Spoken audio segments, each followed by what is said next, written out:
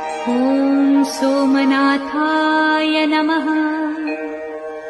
ॐ मल्लिकार्जुनाय नमः।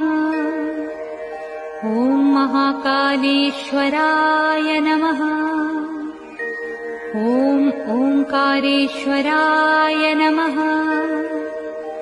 ॐ वैद्यनाथाय नमः। ॐ भीमशंकराय नमः। ॐ रामेश्वराय नमः।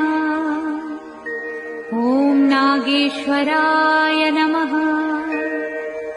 ॐ विश्वेश्वराय नमः।